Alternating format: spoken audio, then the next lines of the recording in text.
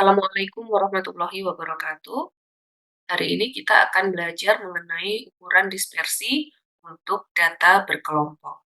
Misalnya saya punya sebuah data yang sudah saya kelompokkan seperti pada tabel ini. Ada interval nilainya, ada frekuensinya, dan juga saya sudah menuliskan titik tengahnya untuk masing-masing interval nilai. Nah, bagaimanakah ukuran dispersi dari data berikut?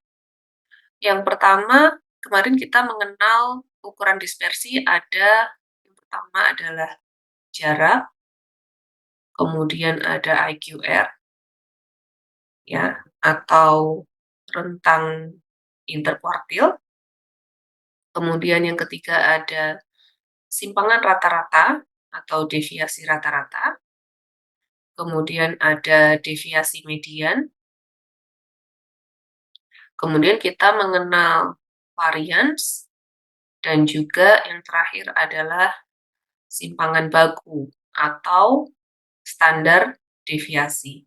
Nah, sebenarnya menghitung ukuran dispersi ini sama saja untuk data yang berkelompok maupun yang tidak berkelompok, hanya saja kita sesuaikan penghitungannya. Jadi misalnya, kemarin untuk jarak atau range itu adalah nilai maksimum dikurangi nilai minimum. Ya. Jadi xn dikurangi x1 untuk data yang tidak berkelompok. Nah, untuk data yang berkelompok sama juga, tetap xn dikurangi x1, namun xn dan x1 di sini masing-masing adalah nilai tengahnya ya, pada setiap interval. Sehingga untuk xn pada contoh ini, dia adalah 94,5, bukan 99. Ya, jadi 94,5, sementara x1-nya adalah 54,5, bukan 50. Dari sini tinggal dikurangkan saja. 94,5 dikurangi 54,5, yaitu 10. Jadi ini adalah jarak dari data berikut. Kemudian untuk IQR juga sama, deviasi rata-rata juga sama, deviasi median juga sama ya. Hanya saja kita pakai rumusnya yang untuk data berkelompok seperti ini. Jadi rata-rata, kalau kita mau menghitung deviasi rata-rata, maka kita butuh rata-ratanya dulu. Maka rata-ratanya X-bar-nya itu adalah pakai rumus yang ini. Ini adalah rata-rata untuk data berkelompok. Kalau untuk data tunggal kemarin kan rata-rata hanya sigma XI dibagi dengan N gitu ya. Nah sekarang kalau datanya berkelompok, sigma FIXI dibagi sigma FI. Tapi pada dasarnya sama saja. Kemudian begitu juga untuk IQR atau rentang interkuartil. Kemarin IQR adalah Q3 dikurangi Q1. Q3 kemarin Anda sudah belajar menghitung bagaimana menemukan Q3 dan juga Q1 untuk data tunggal. Nah, nanti juga sama untuk data berkelompok, tapi menggunakan rumus yang ini. Untuk data berkelompok ini juga sudah kita lakukan pada saat sebelum UTS. Begitu juga deviasi median membutuhkan median, maka kita gunakan rumus median yang ini untuk data yang berkelompok. Oke, sekarang kita coba berikan contoh yang deviasi rata-rata saja. Untuk deviasi rata-rata, kita membutuhkan jarak setiap nilai pada rata-ratanya, yaitu XI min X bar. Kan begitu. Nah, XI-nya ini adalah nilai tengah.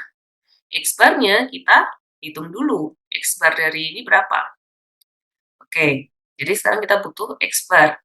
X bar-nya adalah sigma FIXI, mungkin Anda bisa menghitung juga ya.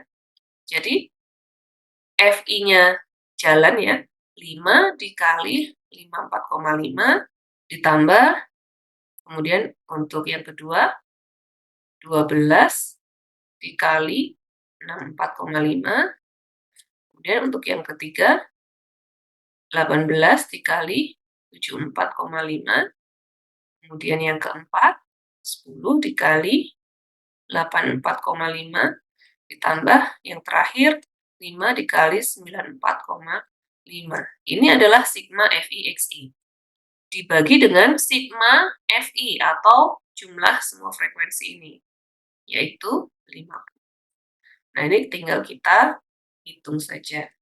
5 dikali 54,5 adalah 272,5, ditambah 12 dikali 64,5 adalah 774, ditambah 18 dikali 74,5 yaitu 1341, ditambah 10 kali 84,5 ditambah 5 dikali 94,5 itu 472,5 dan ini dibagi 50.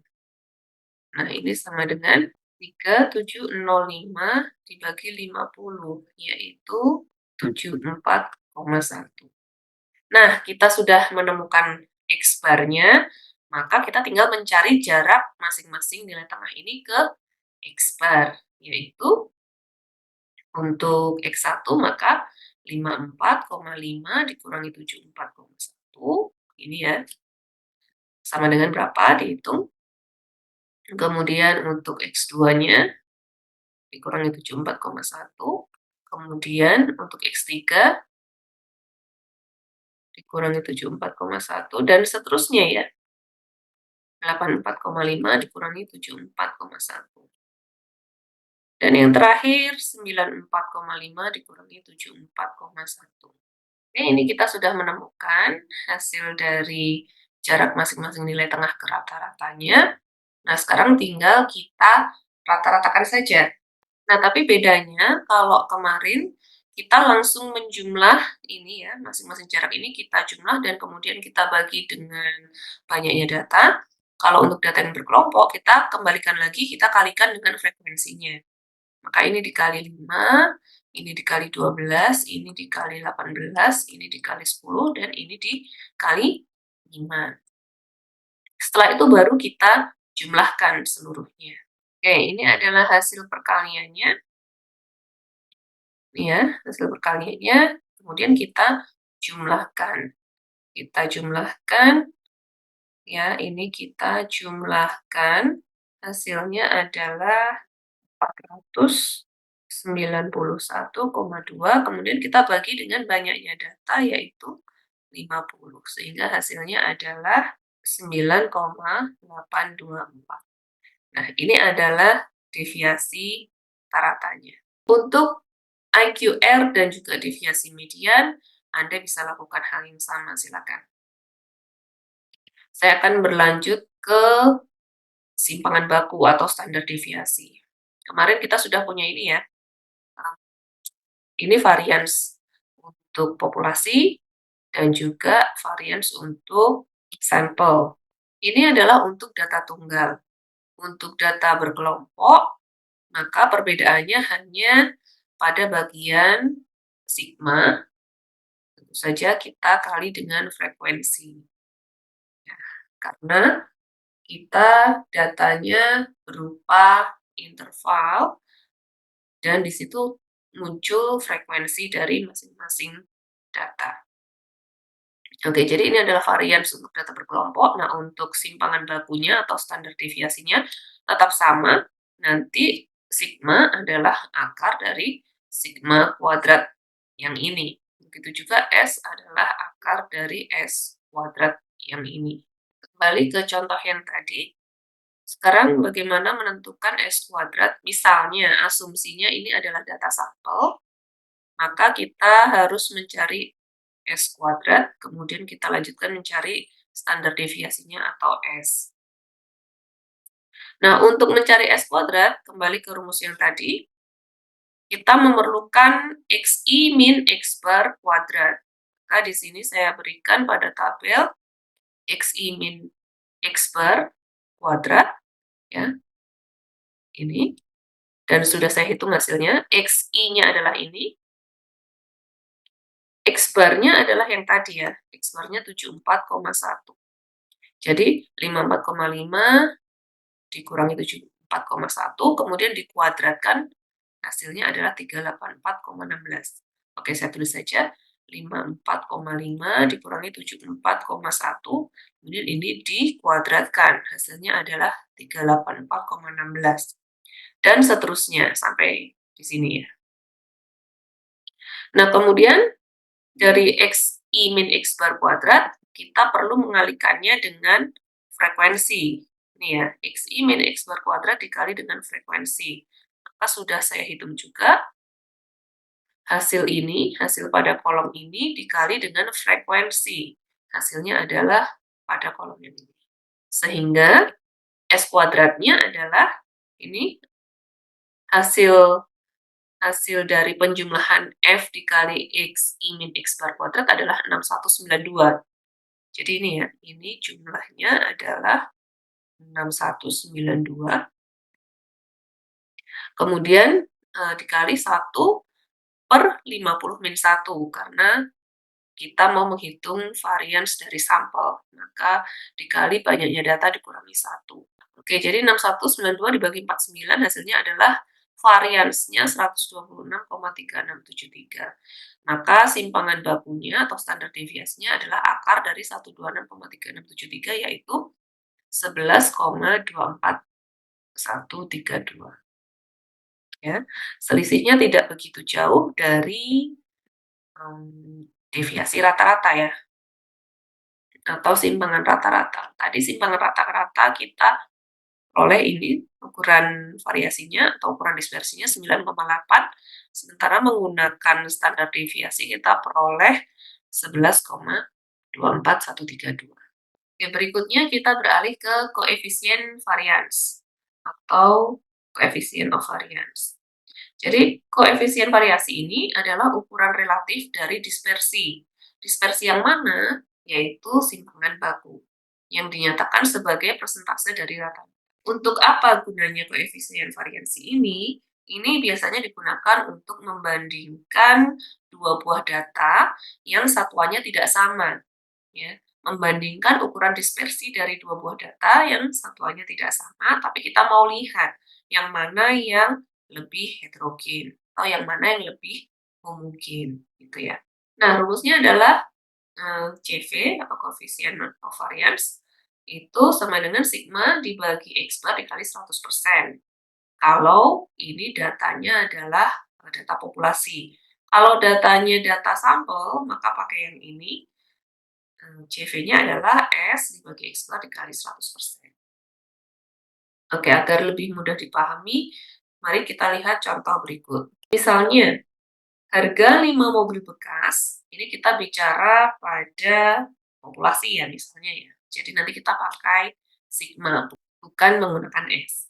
Oke, misalkan harga 5 mobil bekas masing-masing adalah 4 juta, 4.500.000, 5 juta, 4.750, dan 4.250.000. Ya, jadi satuannya ini dalam juta. Sementara itu harga 5 ayam masing-masing Rp600, Rp800, Rp900, Rp550, dan Rp1.000. Ini dalam ribuan atau dalam ratusan bahkan, bukan dalam juta. Nah, bagaimana kalau kita mau membandingkan ukuran dispersinya, apakah yang ukurannya lebih besar atau yang satuannya lebih besar, yaitu dalam juta, itu nanti dispersinya selalu lebih besar dari yang satuannya ratusan atau ribuan? Belum tentu. Maka kita perlu koefisien variasi ini untuk melihatnya, gitu ya. Tadi koefisien variasi apa saja yang kita butuhkan? Untuk data populasi misalnya, kita butuh sigma dan kita butuh X bar. Nah, tapi kalau di populasi untuk X bar ini kan untuk sampel ya. Untuk populasi kita pakai mu. Oke, yang pertama kita cari dulu mu untuk mobil, ya, mu M. Itu adalah tinggal di rata-rata saja, dijumlahkan lalu dibagi 5. Ya, berarti 4 juta, kemudian 4,5 juta, sorry ini ditambah 5 juta, ditambah 4,75 juta, ditambah 4,25 juta dibagi dengan 5. Maka mu M adalah 4,5 juta. Silakan Anda hitung sendiri ya, sama nggak hasilnya. Nah, kemudian saya sudah menghitung juga, sigma M-nya. Sigma M itu apa? Sigma M itu kan berarti, akar dari varians. Nah, variansnya apa? Variansnya adalah sigma dari XI min mu M kuadrat kan, dibagi dengan 5, karena banyaknya data 5, atau dikali dengan 1/5. Ini varians, tapi kalau simpangan baku itu kita akarkan. Caranya ini sama ya, tinggal dikurangkan masing-masing, kemudian dikuadratkan lalu dibagi 5. Ini adalah misalnya untuk X1 berarti 4.000.000 dikurangi X1 ini ya, 4.000.000 dikurangi 4,5 juta, hasilnya adalah 500.000, kemudian dikuadratkan. Lalu dilanjutkan untuk X2 sampai X5, kemudian kalian jumlahkan lalu dibagi 5. Nah, untuk mempersingkat waktu, saya sudah menghitung sigma M-nya adalah 353.550. Oke, ini untuk mobil. Kemudian untuk ayam bagaimana? Mu dari ayam adalah sama, tinggal dijumlah saja 600, 800 tambah 900 tambah 550 ditambah 1000, sama ya dibagi 5, banyaknya data 5 yaitu hasilnya adalah 770. Ini mu ayam atau rata-rata harga ayam. Nah, untuk simpangan bakunya, sigma untuk harga ayam adalah rumusnya sama ya, akar dari 1/5 sigma XI min, bukan X bar ya, mu ayam. Oke, ini caranya juga sama ya, nanti tinggal dikurangi saja, X1 misalnya 600 dikurangi 770, kemudian dikuadratkan, ini ada kuadratnya ya. Kemudian dijumlahkan semua dan dibagi 5, ya. Hasilnya adalah 172,05. Nah, sekarang bagaimana kita membandingkan ukuran dispersi dari dua data ini, dari mobil dan ayam, pakai koefisien variasi yang tadi. Ya. Koefisien variasi untuk mobil itu adalah berarti sigma M dibagi dengan mu M dikali 100%, yaitu simpangan bakunya 353.550 dibagi mu M-nya adalah 4,5 juta ya, 4.500.000 kali 100%. Maka ini hasilnya adalah 7,86%. Nggak kelihatan ya. 7,86% hasilnya. Bagaimana untuk koefisien variasi harga ayam? Sama, berarti sigma dari ayam dibagi mu dari ayam, harga ayam ya, kali 100%. Maka sigma A-nya 172,05 dibagi 770 kali 100%. Hasilnya adalah 22,34%. Nah, sekarang kita bandingkan. Ternyata koefisien variasi dari harga ayam itu lebih besar dari koefisien variasi harga mobil ya. Yang ini 22,34%, yang mobil 7,86%. Nah, ini artinya apa? Karena yang koefisien variasi ayam ini lebih besar, maka berarti harga ayam itu lebih bervariasi atau lebih heterogen dibandingkan dengan harga mobil. Gitu ya. Jadi meskipun satuannya juta, seolah-olah lebih besar, kita nggak bisa membandingkan hanya dari satuannya saja. Maka kita perlu koefisien variasi ini untuk melihat, perbandingkan ukuran dispersinya. Jadi ini adalah perbandingannya, sehingga yang harga mobil itu cenderung lebih homogen kalau dibandingkan dengan harga ayam yang lebih bervariasi karena ukuran dispersinya lebih besar. Oke, demikian untuk materi hari ini. Untuk tugasnya nanti, menyusul ya, saya share di grup. Terima kasih atas perhatiannya, kurang lebihnya saya mohon maaf. Wassalamualaikum warahmatullahi wabarakatuh.